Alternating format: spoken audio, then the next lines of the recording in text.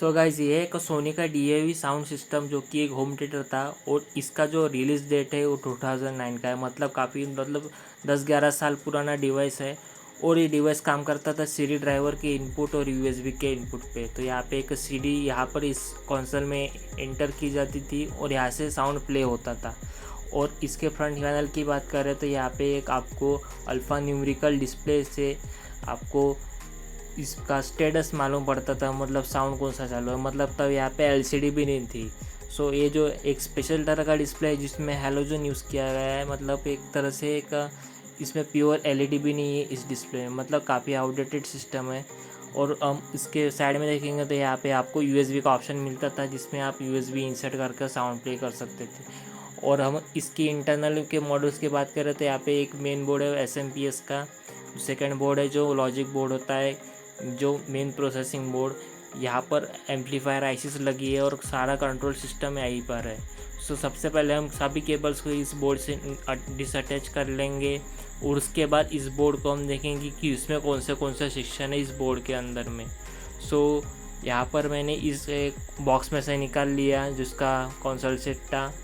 और उसके बाद मैं सबसे पहले इसका हीट सिंक निकाल लिया। हीट सिंक के देख सकते हैं हीट सिंक काफ़ी बड़ा है। इसको हीट सिंक के नीचे था 2 ड्राइवर IC जो कि एम्पलीफाइंग IC है जो स्पीकर को ड्राइव करती है।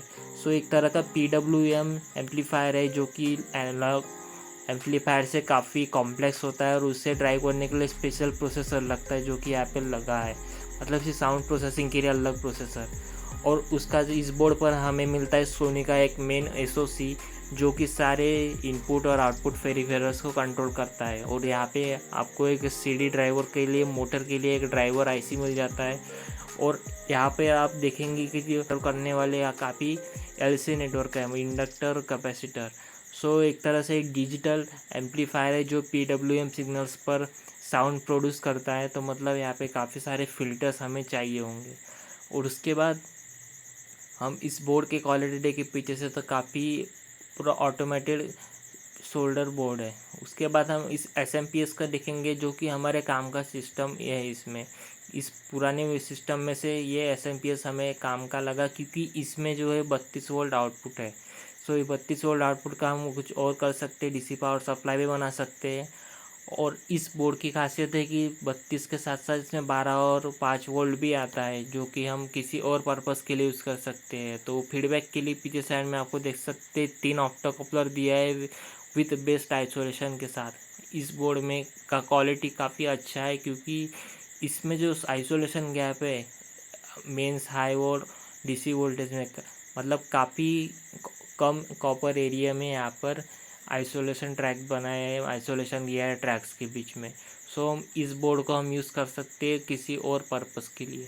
सो मेनली यहाँ पे 2 ही चीज़ हमें काम की मिली, जो CD ड्राइवर के मोटर्स होते हैं और यहाँ पे एक पावरफुल SMPS हमें इस पुराने सिस्टम में से। बाकी इस सिस्टम को रिपेयर करने के लिए काफ़ी PWM के सर्किट्स को एनालाइज करना होगा जो कि काफ़ी हार्ड टास्क है। और इसे रिपेयर करने के बाद भी ये एक आउटडेटेड सिस्टम है जिसमें ब्लूटूथ भी नहीं है। तो आज के टाइम में ब्लूटूथ तो इनबिल्ट चाहिए, तो ये नॉन अफोर्डेबल है।